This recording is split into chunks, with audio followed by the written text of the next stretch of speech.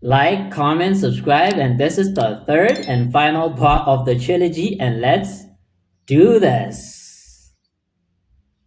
Just one obscenely long sentence which reads, "You must come and pick up now. I only have short time here at house and also it wide. So bring van or trailer and their stair. But I can help you carry downstairs. If you come park out front, walk up past ring bell, and I will help you carry it to trailer or van. I only accept cash. And if you do not come now, I will sell it someone else."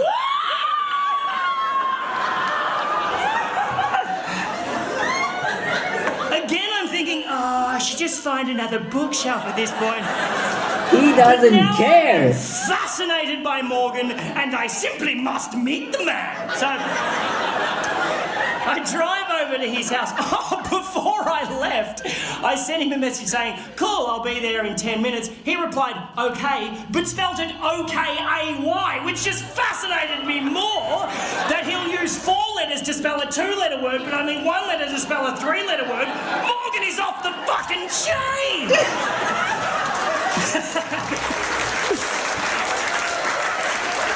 Morgan! And as I'm driving over to his house, I'm trying to picture what he's going to be like, you know. His pidgin English might suggest ethnicity of some sort, but I don't want to racially profile him. Maybe he's an old man who recently lost his wife and is not that very good at texting. Or maybe, and I'm really hoping this is the case, Morgan is just batshit crazy. So I get to his Morgan house is and off his I rocker. I park out front, walk up past ring bell, and I brace myself for the door to be opened by like an old man in a smoking jacket, wearing fishnet stockings and suspenders, just puffing on an opium pipe. While the Opium? butler just creepily polishes a goldfish in the background. And then a tiny pug dog wearing a fez hat just trots up the hallway, sits on the mat, looks up at me and says, "Welcome to our lovely room." And then the door opens and I am thoroughly disappointed. Before me stands an average Caucasian male in his mid-30s, dressed casually, hipster chic, stubble, glasses with designer frames, expensive watch. I immediately think architect, but the house is too cheesy for that. It's like a double-story doll's house with bay windows. But definitely a designer of some kind, maybe a graphic designer. He's too skinny for manual labour. He's too hip for the public sector. But this can't be Morgan. Because Morgan's text messages would suggest that he's not that technically savvy. And then the man standing in front of me says, "Hello, my name's Morgan." And the plot thickens! He invites me in, shakes my hand, closes the door, and 20 minutes later, I will be witnessing Morgan perform some of the most aggressive acts of violence I've ever seen in my life, and I will be speeding away in my car, bleeding from the face. What? Here's how this shit went down. Let's go. I go into the house and I notice 2 things immediately. 1, this is a house in the throes of renovation. Nothing too extreme, but there's like drop sheets on all the furniture, there's freshly painted walls, there's a bathtub wrapped in plastic in the hallway awaiting installation. Someone's doing some work on this house. The second thing I notice, on the way up the stairs to the second floor, on the first floor landing, is a wedding photograph featuring a very cleanly shaven Morgan with a very beautiful bride, very much in love. The photograph is very much on the floor and the glass in the frame is very much smashed. She's not dead, she's left him, and the plot thickens a bit more for Morgan. And as Morgan unceremoniously I thought she passed away. kicks the photo frame to one side on the way up the stairs. The way he said it, I almost thought like she passed away or something. Oh. I don't know. I would have left by then. Because this man is not mentally okay. Morgan is not in his right mind, Thickens a people. bit more for Morgan. And as Morgan unceremoniously kicks the photo frame to one side on the way up the stairs, I really wanted to pry into Morgan's life and ask heaps of inappropriate questions. But he was clearly a broken man. He had this terrible air of sadness around him, so I didn't want to intrude. Luckily for me, though, I didn't have to, because Morgan immediately began oversharing and told me the whole fucking story. Oh, thank you, Morgan. I shall hang on your every word and then retell your tale to 200 strangers and record it for a fucking DVD. Damn. Don't do him like that. He's a graphic designer, yes, and he's really good at it. He does like massive rebranding campaigns for large corporations. He gets flown all over the world doing this shit, right? About 4 years ago, a woman hired Morgan to rebrand her florist business, and he did such a great job, she married him. And he thought everything was just fine, until about 3 months ago. Morgan had to do a presentation in Sydney, right? But he was on his way home from overseas and he got stuck in Dubai due to a flight cancellation. So rather than cancel the meeting, Morgan suggested to these businessmen in Sydney that they do a Skype chat because he's so technologically savvy despite his fucking baffling text message stuff. So Morgan checks into a hotel, cracks open his laptop and starts Skyping with this room full of businessmen in Sydney who are all watching Morgan on a massive screen on their boardroom wall, right? And everything's going great. Morgan is totally nailing it until about halfway through, he realises that a file he wants to show these dudes is on the desktop of his home computer back in his home office in Melbourne. And he decides to live share the desktop of his home computer on the Skype chat. He knows how to do that. He can control his computer remotely from anywhere in the world. It's not particularly new technology, but Morgan makes it sound so impressive. So this room full of businessmen are all watching keenly like, oh, Margaret, bring in some biscuits. There's some newfangled shit going on in here. As Morgan clicks a few buttons and brings up the desktop of his home computer on the Skype chat. Now, what Morgan doesn't realise... We already know what's about to happen, right? Like, I can already feel what's about to happen. Like, this is a huge mistake, but hey, man, I'd imagine if those were old men on that chat, on that call, man, that must have been so mind-blowing to them. Like, oh, you can control your computer from anywhere in the world. That must have been so mind-blowing. There's a fly here. I don't know why the hell there's a fly here. So excuse me if you see me swatting away a fly. Like, I don't have the energy to edit a fly out. So I'm sorry for that. Is that his wife has been using the photo booth app on that particular computer to take pictures of herself. To take naked pictures of herself. To take naked pictures of herself doing some pretty fucked up shit. It's embarrassing to say the least. Just as Margaret came back in with the biscuits, I've got you the... Now, those of you who are familiar with the photo booth app will know that how it works is it accesses the built-in camera in your computer and with a click of a button takes a photo of you when you're standing in front of the screen. And if you know that, you'll also know that if you leave that application open, the camera also stays open, witnessing whatever may be happening in front of the computer in real time, such as your wife in your home office fucking your best mate. Oh!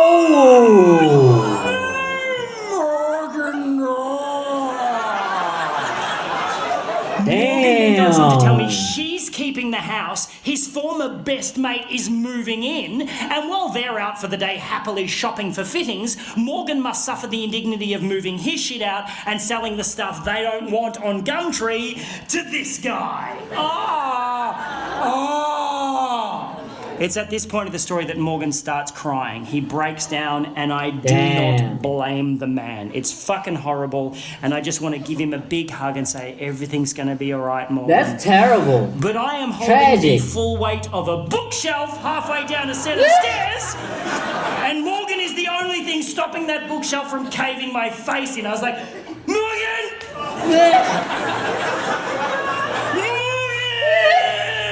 And Morgan managed to pull himself together for about 8 seconds and then just went bah and let the bookshelf go. I fell backwards. It literally rolled over me and took out the light hanging above the staircase. I'm now lying on my back getting showered in broken glass as the bookshelf turned end over end and just went thonk right through a freshly painted wall at the bottom of the stairs. I'm like,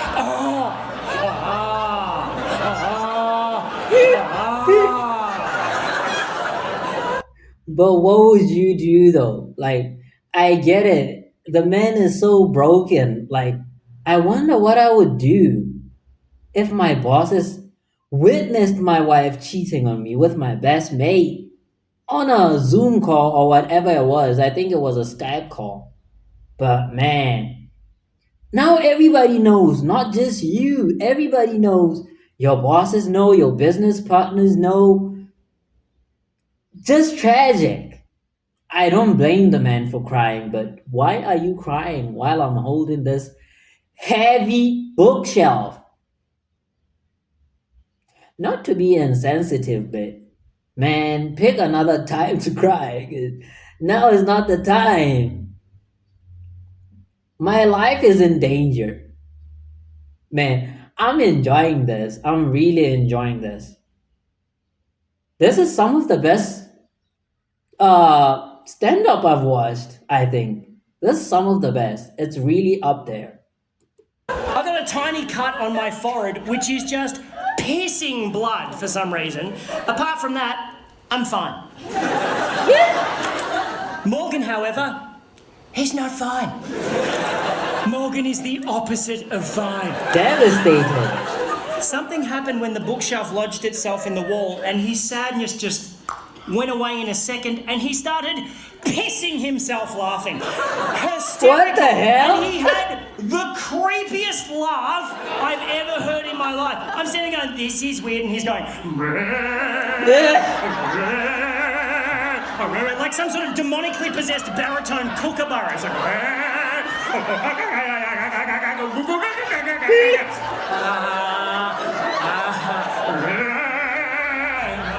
can I still have the bookshelf? He's like,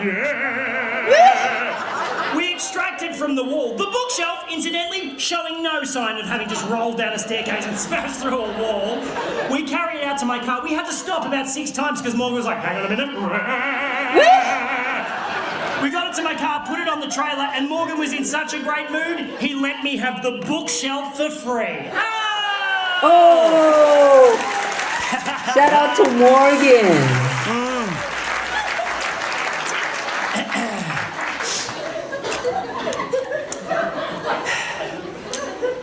And that's where the story should end. What do you mean? But there was something about the bookshelf going through the wall that flipped a fucking switch in Morgan's head, and he is now hungry for more destruction.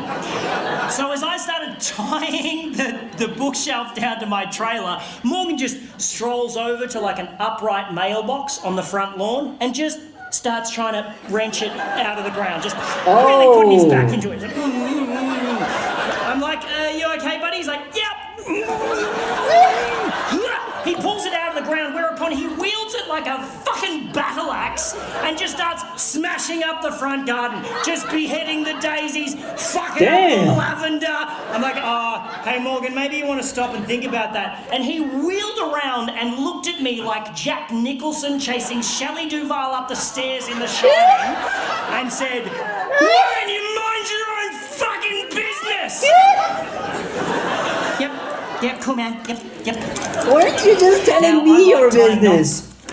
I'm quite good at tying knots. If I tie something down, I take my time because I want it to stay there.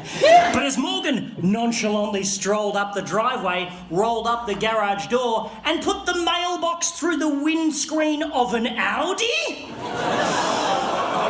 I must admit, I kind of rushed my knot tying job. I got in the car, I'm about to drive off.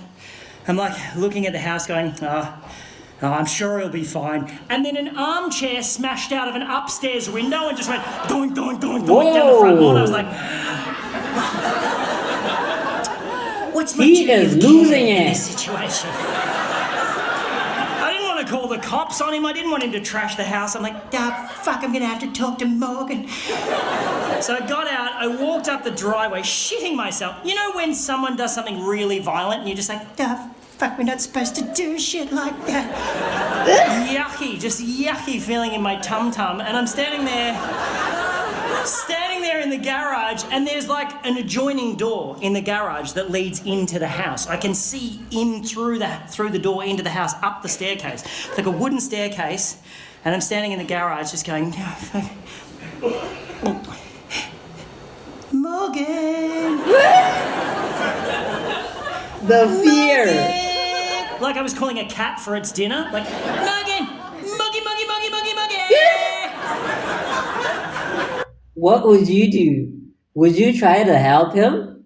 Like, I don't know what I would do, but I'd be so afraid of becoming his first victim because the man clearly is losing his mind. But the right thing would be to stop him, try to have him calm down. But sometimes, man, trying to do that And then I noticed is not the right a idea. small trickle of water start to come from the top step. And then a little bit more water, and then quite a lot of water. Just pissing down the stairs like a shitty water feature. I'm like, that can't be right. And then Morgan appeared on the top step holding a hammer like this. Bah! I was like, whoa! He's like, bah! Starts running at me, wielding the hammer, going, bah! I'm like, oh no, man, I just wanted to buy a bookshelf. He's like, run straight past me. I'm like, where are you going? He's like, bah! Made a beeline for my car. I'm like, no, man, stop. He's like, stop it, just what stop. Is this law? He goes, I just checked my phone. She texted me 15 minutes ago saying she'll be here in 15 minutes. We gotta go! And gets into my car. Jesus, fuck me. I run down the lawn, get in the driver's seat. I'm like, what was with the water? He goes, I put plugs in all of the sinks and turned all the taps on. Damn. That's fucked. He's like, just drive. I was like, nah. I took off so quick, rounded the corner at the end of his street, and the bookshelf just went, boosh, and exploded against the guardrail. Just exploded in a shower of badly tied knots and broken dreams. So me and Morgan just fucking left it there. Like a little breadcrumb for his ex-wife to find. Yeah. On the way home to greeting. her destroyed gingerbread house. I dropped Morgan at a train station. I have never seen him again. And that, my friends, is why I no longer shop on Gumtree. Thank you very much. Thank you very much. I even forgot about the book. The book, mate. We came here for the book. Fuck. You know my favourite bit of that story? I just made it up. Yeah, it's not true. There is no Morgan. It's very unsatisfying, isn't it? But I saw him in my head. I saw Morgan in my head. What a story, though. Why is it we can feel so robbed when someone tells us a story we just heard isn't true, and yet so satisfied at the end of a fictional novel? Huh? I don't know. Yeah. Why is that? You know the other great thing about that story? First draft. Fuck you, Hemingway! Off the top. Off the top. Eat that, Hemingway. I can't end on that, can I? Those lies? I did not come here to be hoodwinked, sir.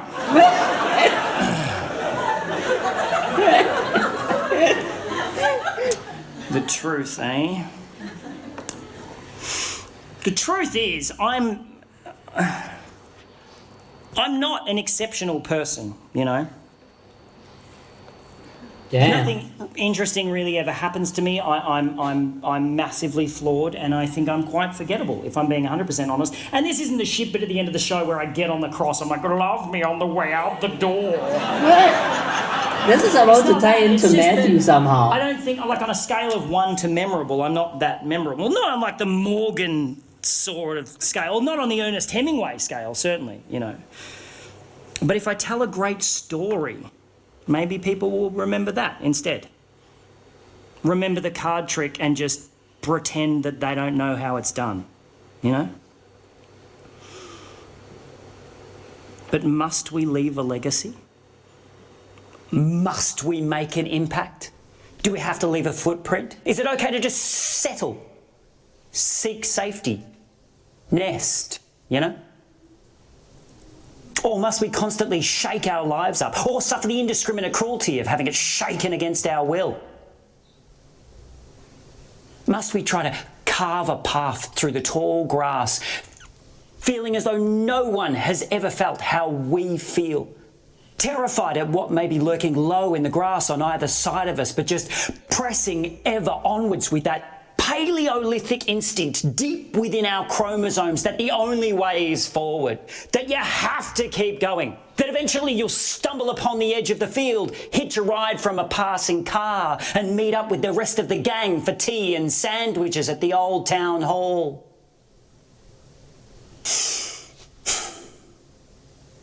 Do we feel like the path that we are carving through the grass is all our own?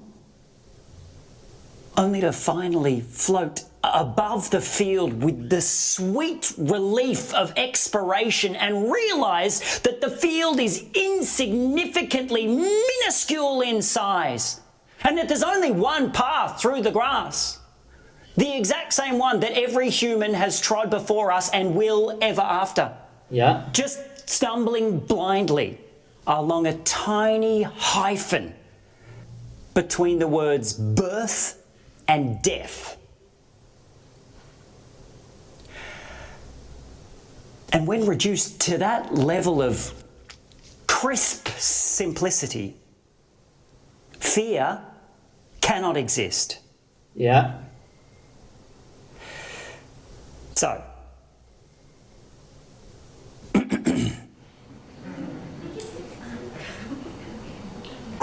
He's not allowed Walking to to read Sky, Chapter 1. it. The end. I knew it! Hey man, this was a great act. This was so good. Like, I came into this not knowing what to expect, but thoroughly enjoyed this. I thoroughly enjoyed this.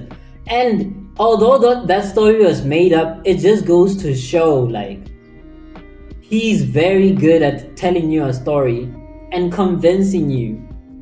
Like, that is borderline art. It's so much of a convincing story that it goes to show how good he is. This is so good. Randy Feltface. This is my first time ever hearing of this person or this character. I'm not disappointed. This was very good, and very funny too. You get to learn some life lessons and laugh too. So I really enjoyed this. If you want me to react to any more stand-ups, any more funny acts, any more of that, even from Randy Feltface that I haven't reacted to, that you'd like me to react to, put the links to the videos in the comments and I'll get to those videos. And on that note, thank you for watching and I'll see you on the next one.